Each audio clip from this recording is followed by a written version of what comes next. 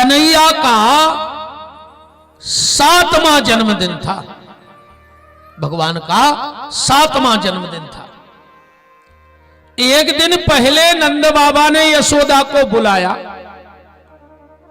अब बुलाकर कहा, सुनो नंदरानी, कल कन्हैया का जन्मदिन है और कन्हैया हर जन्मदिन पे रोता है।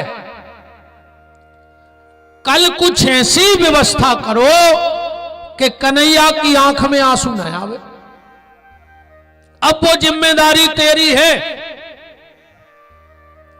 यशोदा जी ने कहा, बाबा निश्चिंत रहो। और पलटा दीवार, आज तन दिक्कत है, गले में खांसी।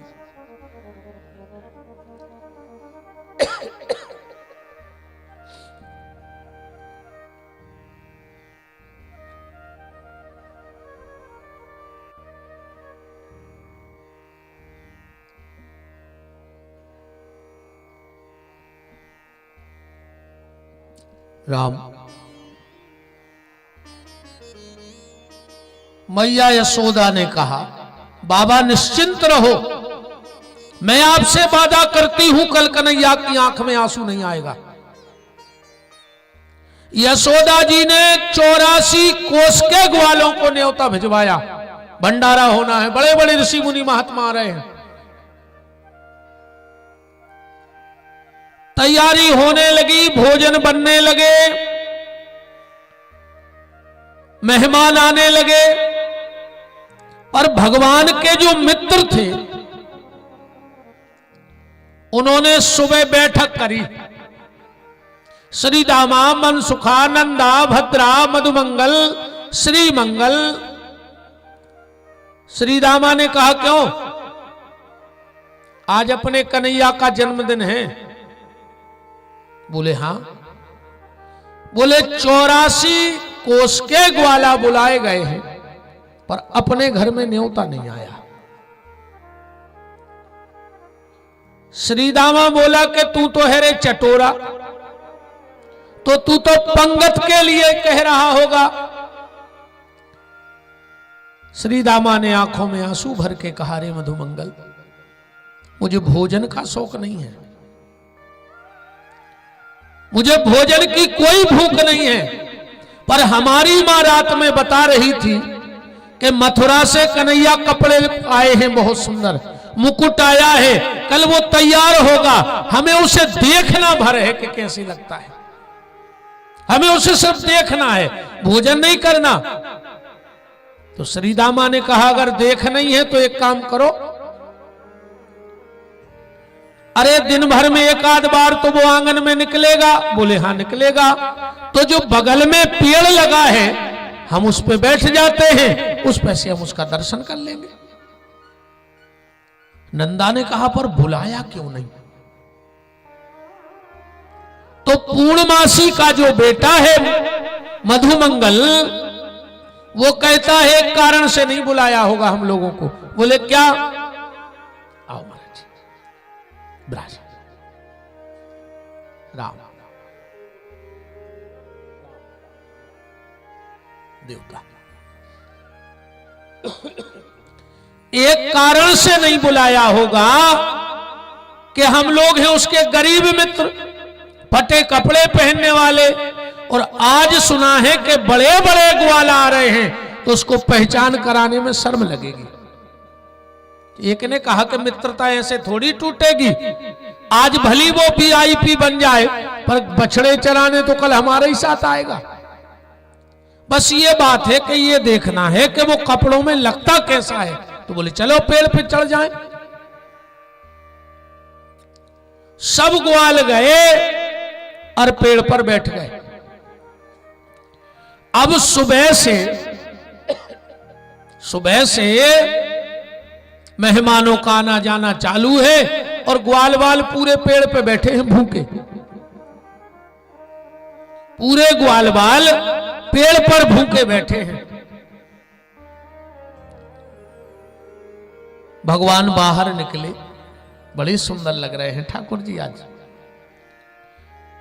भगवान ने सबको देखा और सबको देखकर भीतर गए। बोले क्यों मैया, तुमने हमारे मित्रों को नहीं बुलाया? यशोदा जी ने कहा कन्हैया तूने नहीं कहा। भगवान बोले मैया ये बता, जब तूने गांव भर में न्योता करवाया तो मेरे मित्रों को क्यों छोड़ दिया? यशोदा बोली कन्हैया लल्ला मैंने इसलिए छोड़ दिया, मैंने सोचा तूने बोल दिया होगा सबसे, तेरी खास मित्र हैं। भगवान बोले मैया रोज की बात अलग है, रोज की बात अलग है, पर आज तो तुझे न्योता करना था सबका।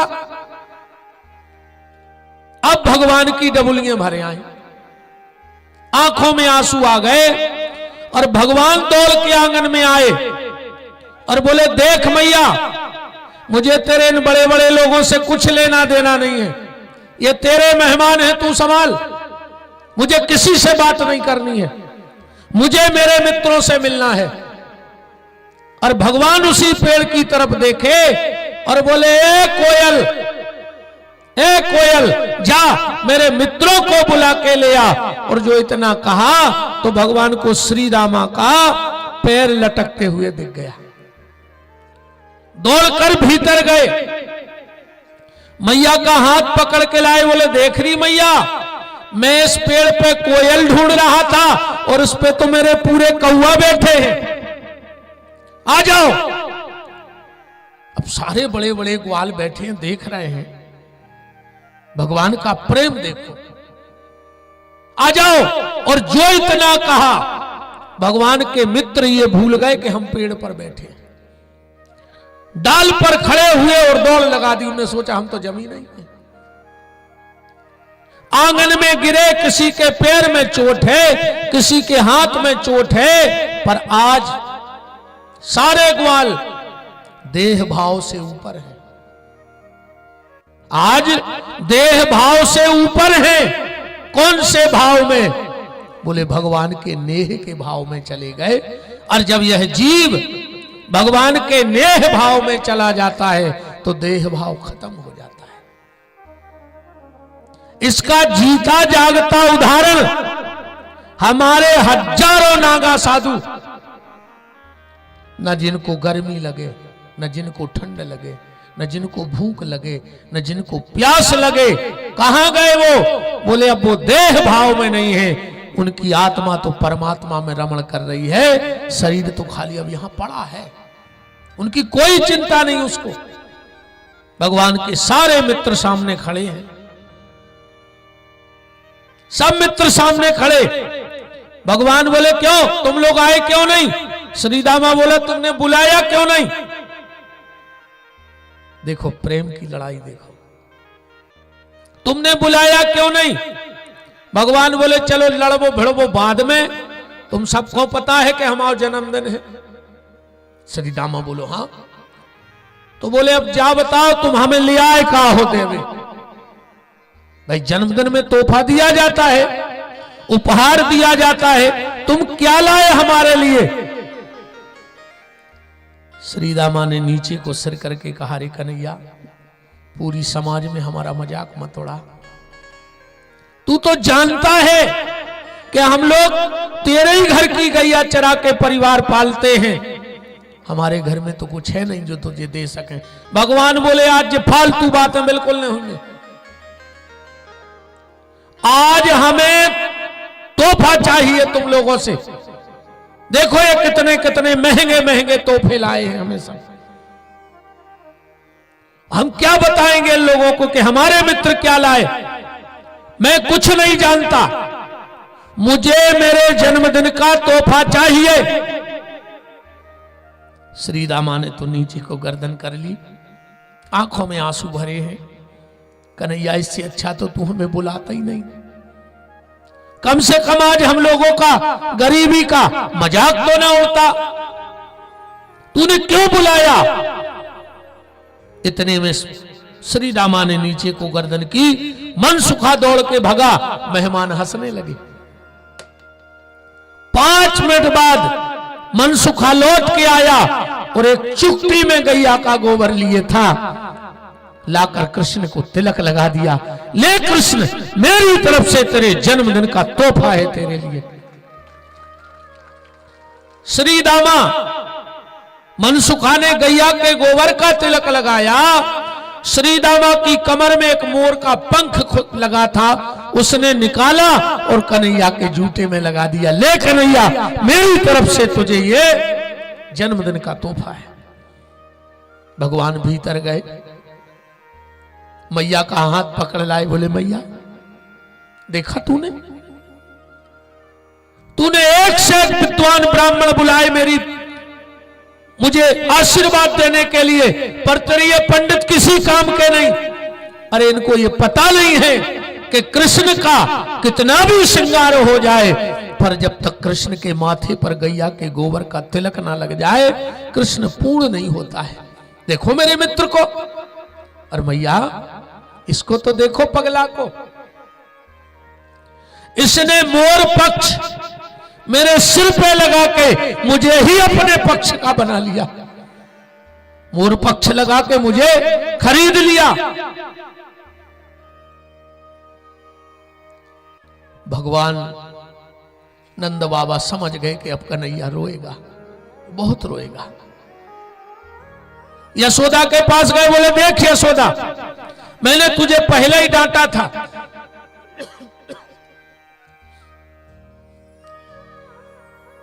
यशोदा जी बोली चिंता न करो, आज हम तुम्हारे कन्हैया को रोने दे, हमने ऐसी व्यवस्था कर ली। यशोदा भीतर गई, महंगे महंगे कपड़ों के थाल लाई और बोली कन्हैया बांट दे अपने मित्रों को। भगवान ने कहा मैया जरा आईना लाना। यशोदा आईना लाई, भगवान ने अपने चेहरे में आईना देखा, माथे पर गैया का गोबर लगा है। भगवान ने वस्त्रों का थाल फेंक दिया एक तरफ, इस गोबर के आगे ये वस्त्र क्या काम के, अलग करो। यशोदा भीतर गई, दूसरा कोपर लाई जिसमें हीरे मोती भरे थे। ले कन्हैया बांट दे अपने मित्रों को। भगवान ने एक नजर मोर पक्ष पे डाली और हीरे मोती के थाल पे नजर फेंकी और मन में विचार आया कि जिसने मुझे खरीद लिया हो उसे हीरे मोती दे के हम थोड़ी खरीद सकते हैं। भगवान ने हीरे मोती फेंक दिए और भगवान बोले जानते हो मनसुखा, जानते हो श्री दामा, हमने तुम्हें कल क्यों नहीं बुलाया था, और आज मुझे सुबह ही पता लग गया था कि तुम लोग पेड़ पे बैठे हो। मुझे सुबह से पता है कि तुम लोग पेड़ पर बैठे हो। मैंने सुबह तुम्हें इसलिए नहीं बुलाया कि मैं तुम्हें तुरंत बुलाऊंगा, तुम कुछ मुझे दे नहीं पाओगे और मैं तुम्हें जो दे दूंगा वो बहुत हो जाएगा। पर आज फिर वही हुआ। हर बार मेरे साथ ऐसा क्यों होता है कि जब जब भक्त और भगवान की लड़ाई होती है, भगवान हार जाता है और भक्त जीत जाता है। पर भगवान ने दोनों हाथ उठा के कहा आज ऐसा नहीं होगा, आज नियम बदलेगा, आज ये कृष्ण हारेगा नहीं। मैं शुरू से हारता आया हूं, जब जब मेरा भक्त से सामना हुआ मुझे हारना पड़ा और मेरे भक्त को जीतना पड़ा, पर आज ऐसा नहीं होगा। आज ये कृष्ण जीतेगा और तुम लोग हार जाओगे। सुन लो, आज मैं तुम्हें वो दूंगा जो मैंने आज तक किसी को नहीं दिया। भगवान शंकर की समाधि खुल गई कि ना जाने इन गवार ग्वालों पे आज प्रभु क्या लुटाने वाले हैं। ब्रह्मा की समाधि टूट गई, सरस्वती की बीणा रुक गई, देवताओं की चाल रुक गई, सब ब्रज के ऊपर आ गए। आज ना जाने भगवान कितनी बड़ी घोषणा कर रहे हैं कि आज मैं जीतूंगा, आज मैं वो दूंगा जो मैंने आज तक किसी को नहीं दिया। और भगवान रोते रोते रोते रोते तिलक को देखा, मोर पंख को देखा, कपड़ों को देखा, हीरे मोती को देखा और अचानक भगवान ने दोनों हाथ आगे बढ़ाए और कहा आओ मेरे मित्रों, इस कृष्ण कंगाल के पास आज कुछ नहीं बचा, बस इतना है कि तुम हमारे गले से लग जाओ, इसके अलावा ये कृष्ण तुम्हें कुछ नहीं दे सकता है। भगवान ने एक एक ग्वाल को गले से लगा